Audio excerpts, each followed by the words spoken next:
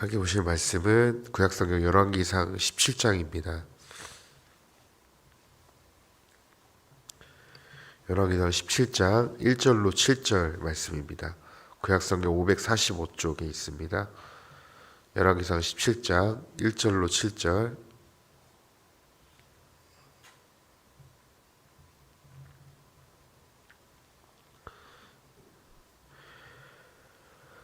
다 찾으셨으면 1절부터 7절 함께 읽도록 하겠습니다. 1절부터 함께 읽습니다.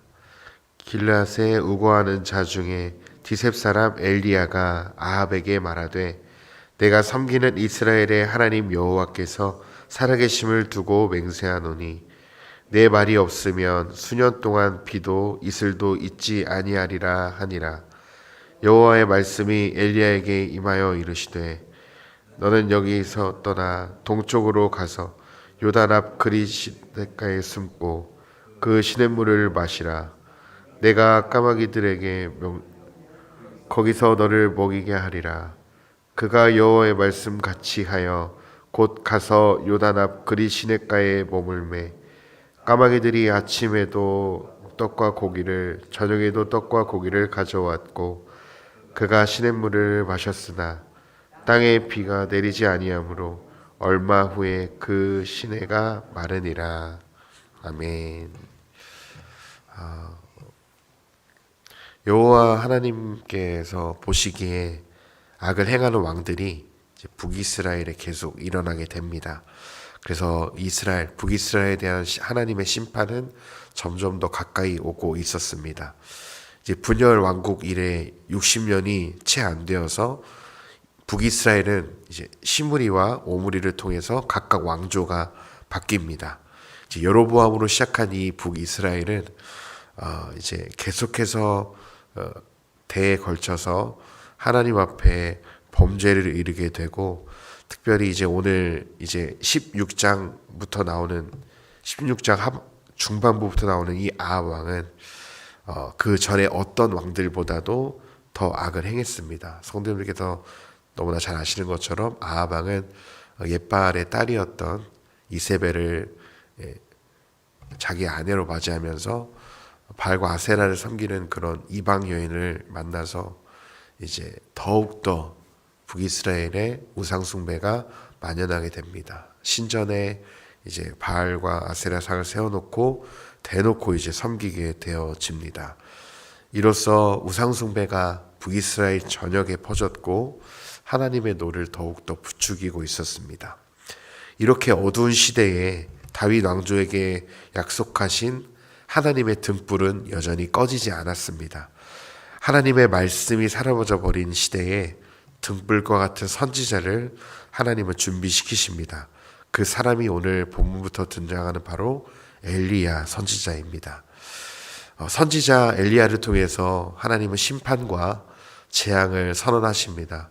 이제 이 땅에 가뭄이 있을 거라고, 너희가 섬기는 그 바알신은 이 땅에 비를 내리게 해서 풍요를 주는 신이 아니라 이 비를 내리는 신은 나 하나님이다 라는 것을 깨닫게 하시기 위해서 가뭄을 허락하시죠. 하나님의 말씀이 없는 그 시대 가운데 비를 주시지 않고 가뭄을 주심으로 하나님의 말씀이 없어서 기갈이라는 그 하나님의 말씀을 깨닫게 하시기 위해서 직접 눈으로 보이게 하는 고난을 주십니다. 그래서 하나님께서 이 재앙을 주시는 것, 심판을 주시는 것은 한편으로 어떤 뜻이 남겨 있냐면 아직 구원의 기회가 남아 있다고 알려주시는 거죠. 하나님이 선지자를 보내시는 것은 당신의 백성을 여전히 사랑하고 계시고 그 백성들을 향한 사랑의 메시지를, 나에게 돌아오라는 메시지를, 회개하라는 메시지를 주시는 것은 구원을 받을 기회가 남아있다는 뜻입니다. 그래서 이 재앙은, 하나님께서 주시는 재앙은 단절을 의미하는 것이 아니라 언약을 떠난 자신들의 현실을 돌아보고 다시금 제자리로 돌아오려는 하나님의 사랑의 표현인 것입니다.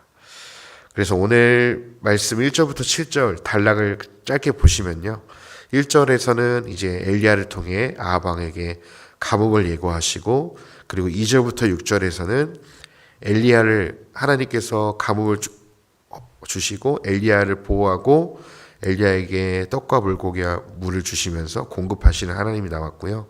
7절에서는 실제적으로 이제 하나님 말씀이 이루어져서 북이스라엘 전역의 가뭄이 시작됩니다. 아합 왕은 시돈 이세벨에게 섬기던 바알이 자신에게 번영을 줄 것이라고 바알 숭배로 이끌게 됩니다. 그래서 애굽으로부터 지금까지 인도하신 하나님의 그 구원하심 은혜를 잊어버리고 등을 돌리고 탐심을 따라서 북이스라엘은 점점 아합 왕의 우상 숭배를 시작하여서 북이스라엘 타락은 점점 정점에 향해 가고 있었습니다. 그렇게 자신에게 등을 돌린 백성들을 하나님은 포기하지 않으시고 하나님은 엘리야를 통해 비와 이슬을 주관하는 참신이 누구인지 참 번영이 어디로부터 흘러나오는지를 가뭄을 통해 가르치시죠. 오늘 1절 말씀 하반절에 보니까 뭐라고 말씀하시냐, 하나님께서 엘리야를 통해 아합에게 어떻게 말씀하시냐면 내 말이 없으면 수년 동안 비도 이슬마저도 없을 것이라고 말씀하십니다. 이스라엘에게 복을 내리시는 분은 비를 내리고 풍요를 상징하는 바알이 아니고 참된 말씀이시고 스스로 존재하시는 유일하신 하나님이시라는 사실을 깨닫게 하시기 위함이었습니다. 어리석은 아합 왕에게 위기가 선포되자 엘리야에게도 위기가 닥치게 되죠. 이제 아합 왕은 이 말씀을 들었기 때문에 이 엘리야를 잡아서 죽이려 할 것입니다. 하나님은 그러한 사실을 알았고 곧바로 이전에 말씀하시죠. 여호와의 말씀이 엘리야에게 임하여 이르시되 너는 여기서 떠나 동쪽으로 요단 앞 그리 시냇가에서 숨어라. 네, 지금 엘리야는 길르앗이라는 쪽에서 살았던 당시 북이스라엘의 중부 지역이었던 지역에 살았던 사람인데요. 하나님께서 그 엘리야를 부르셔서 이제 가뭄이 있을 것이니 너는 떠나 동쪽가 요단 앞에 그리 시냇가로 가라고 합니다. 지금 그 북이스라엘의 가운데 쪽에 요단강이 흐르고 있었거든요. 그 주변에 그리 시냇가가 있었습니다. 하나님은 엘리야를 그곳으로 피하라고 하셨고, 그리고 4절에 보니까 그 시냇물을 그리 시냇가의 물을 마시면서 하나님께서 이렇게 말씀하시죠. 내가 까마귀들에게 명령하여서 너를 먹이겠다고 말씀하세요.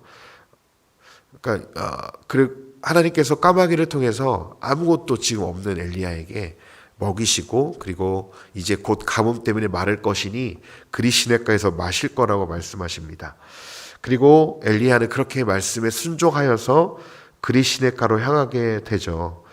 그랬더니 5절에 여호와의 말씀같이 엘리야가 순종합니다. 그랬더니 6절에 까마귀들이 아침에 떡과 고기를 가져왔고요, 저녁에도 떡과 고기를 가져왔고 그리 시냇가의 물을 마시면서 이제 생존을 하게 됩니다. 까마귀는요, 이스라엘에서 부정적인 의미를 상징하는 새이기도 하고요. 까마귀는 특별히 먹이를 가장 개걸스럽게 먹는 그런 새 종류입니다. 그래서 지금 까마귀가 아무 떡과 고기를 전혀 건드리지 않고 잘 물어서 갖다 준다는 자체는 기적입니다. 이거는 본성을 거스르는 거예요. 그러니까 까마귀가 떡과 고기를 가져와서 지금 엘리야를 먹인다는 것은 있을 수 없는 일입니다. 이것은 광야에서 이스라엘 백성들이 하나님께서 하늘에서 내려주는 만나와 메추라기를 먹었던 것처럼 오늘 하나님의 말씀을 이루기 위해 하나님의 말씀대로 사는 엘리야에게 하나님께서 살아계심을, 자신의 백성들을 먹이시고 돌보시는 그 까마귀를 통해서 엘리야에게 깨닫게 하신 것이죠.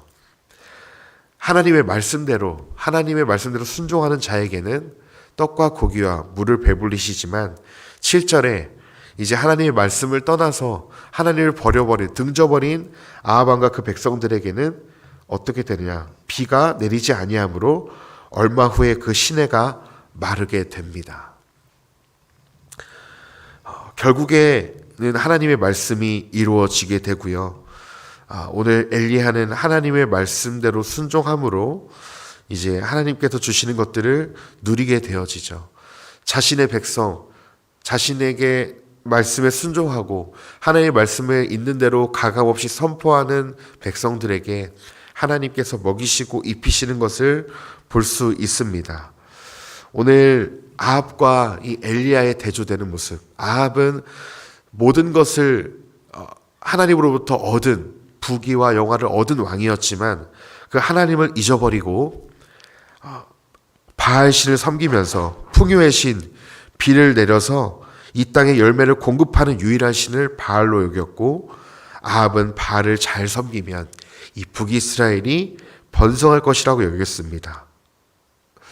바알 자신의 나라에게 복을 줄 수 있을 것이라고 여겼던 거죠. 지금 이 시대에, 저와 성도님들이 살아가는 이 시대에 바알은 무엇이 있을까요?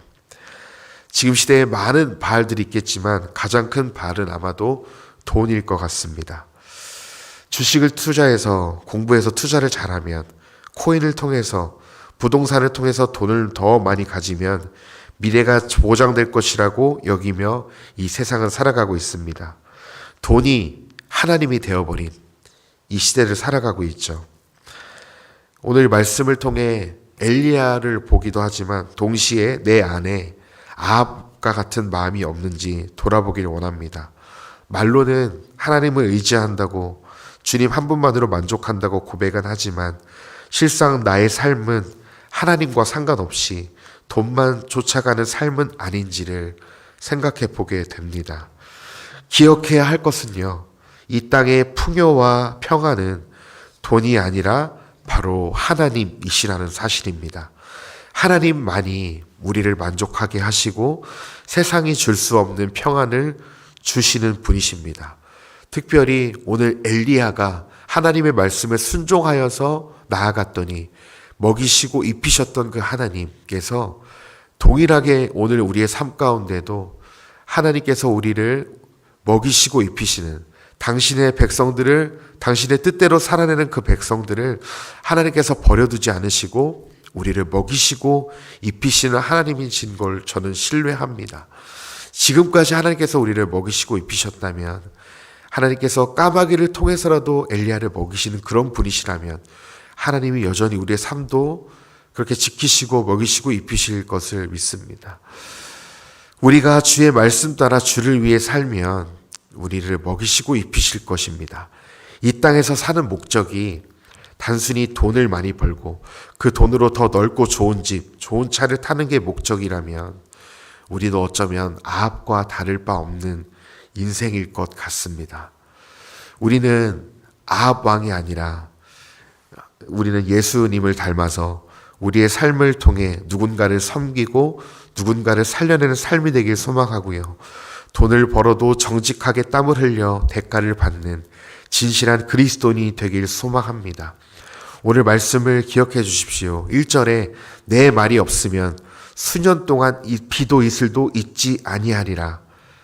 돈이 아니라 하나님의 말씀이 내 삶에 없으면 진정한 복과 만족은 없는 것입니다. 먹을 것이 없어서 기근이 아니라 결국에는 하나님의 말씀이 없으면 우리의 삶이 기근으로 메마르게 될 것이라는 거죠. 시작되는 이번 주 한 주도 이 말씀을 기억하면서 하나님, 내 삶에 세상의 것들이 아니라 주의 말씀으로 채워주셔서 참된 양식이, 참된 생수의 근원인 말씀이 우리의 삶에서 흘러나와서 풍족하게 하도록 주님, 내 삶 가운데 말씀으로 충만하게 해달라고 간구하시며 한 주를 시작하시길 소망합니다. 우리 삶 가운데 하나님의 말씀이 가득 찰 때 엘리야에게 부족함이 없었던 것처럼 우리의 삶 가운데도 하나님의 말씀을 통해서 풍성한 삶을 살게 하실 것입니다. 그래서 이번 주 시작하는 한 주도 말씀 붙들고 주님 붙들고 한 주를 살아내시는 귀한 한 주 되시기를 간절히 소망합니다. 기도하겠습니다. 하나님, 오늘이 아합과 엘리야의 모습을 통해 우리의 삶을 돌아봅니다. 내 삶 가운데 아합처럼 하나님을 의지하지 않고 바알을 숭배하며 바알이 우리에게 가장 큰 도움을 줄 것이라고, 우리를 풍요케 할 것이라고 믿었던 바알처럼, 아합처럼 내 안에도 하나님보다 세상의 물질을 더 의지하며 세상의 사람을 더 의지하며 내가 살아가고 있진 않은지 돌아보게 됩니다.